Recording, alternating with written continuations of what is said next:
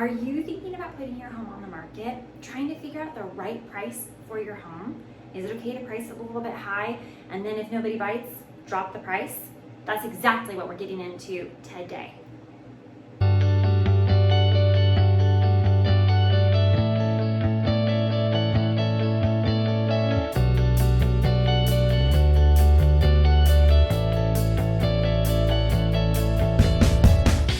Hi, I'm Candace with CN Realty, and I get asked all of the time what it's like to work, play, love, and live here in the foothill communities of the Inland Empire. I was born and raised in Upland, and I currently live out here in Rancho Cucamonga, also known as Altaloma. And let me tell you, I love it. This is the perfect place to raise a family. I love the close proximity to the mountains and the hiking and the biking trails, all of the small mom and pop restaurants and shops. It truly feels like a small community, just moments away from some of the bigger places like LA and the beach. It's perfect. But today, we're here to talk about pricing your home strategically. When my sellers are ready to price their home, they always want top dollar, and I don't blame them. I want to get top dollar for them. But there is a strategy to that and a psychology to it. And we can't just put that pie in the sky number hoping to get it and then ultimately offend a lot of buyers and then drive our interested buyers away from us. So with that said, I'm going to talk about the 3 big turnoffs to ultimately pricing your home too high. Turnoff number 1. If you price your home too high, you ultimately exclude all the people, the highly qualified buyers, the ones that are truly interested, from seeing your home. Buyers often are going to be looking in what we consider $25,000 or $50,000 increments. So if you price your home at, let's say, $600,000 and somebody has maxed themselves out at $575,000, they won't see your home because you're $25,000 higher than what their maximum budget of looking is. And this is a huge concern, especially if your home is in fact going to be closer to value at $575,000. Not only that, but you're now competing with homes that are truly valued at, let's say, $600,000. They might be bigger, they might be newer, they might have more amenities that yours does not, which is only going to bring out the inadequacies in your home as opposed to showing off what your home really has. And that's a really big concern that I have, and one reason why I don't like overpricing a home. My second concern that I have, and this is on the lending side, is that most of the time when a buyer comes in, unless they're all cash, they do in fact have to get a loan. And that loan comes with an appraisal.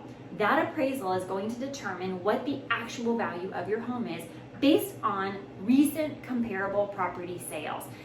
That means that if you have a 3-bedroom home, they're going to be looking at a lot of 3-bedroom homes, or if there is a 4-bedroom home, they're going to be having to deduct the value of that 4th bedroom to be able to make it match yours, so on and so forth, but ultimately truly determining based on data what your home's value is. So if you did in fact get somebody to purchase your home for $600,000 or close to it, but the appraised value ends up coming in closer to that $575,000 target, there's a $25,000 what we call appraisal gap. And that is huge, because now that ultimately means that the buyer is going to come in feeling like they're not getting a fair deal. Not many people want to pay more than what something is worth. And in this case, it may cause the buyer and the seller to have to come back to the table to renegotiate, oftentimes purchase price or terms.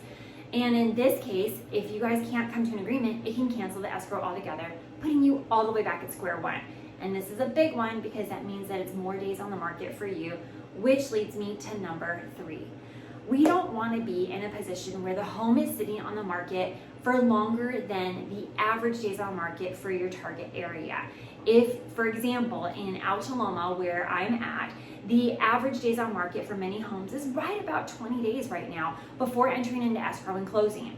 So if your home ends up sitting for 25, 30, 40, 50 days, and there are homes that do in fact do that, that is telling all the agents in the area that the home is overpriced, that the home is underwhelming, and there's probably something else going on with that home that none of us really quite know or understand. And so now as agents, we're thinking, is there a deal to be had here? And is the seller very willing to negotiate? Are they unrealistic? And what does that say about the agent? Is the agent very familiar with the area? There's a lot that starts to go into all of this, and this is all something that needs to be taken into consideration and really thought through. So you don't want your home's impression to already have a poor impression just based on what people are seeing from the internet side of it. Remember, a picture is worth 1,000 words, and the information that they're getting with those pictures is huge. We want to drive traffic just from what's happening on the MLS before any other moment. So when it's time for you to list your house, when it's time to talk strategy about what your home is worth, talk to your agent. Think about strategy, ask those hard questions, and come up with a number that you both feel good about and confident will get your home sold. Thinking about selling your home, you have questions, don't hesitate to reach out to me. I would love to talk to you about all of that and get more information from you, give you all the information that you need to help make your transaction smooth and seamless as possible. I hope you all have a wonderful holiday season. If you have any questions, don't hesitate to reach out to me. You know I love talking real estate.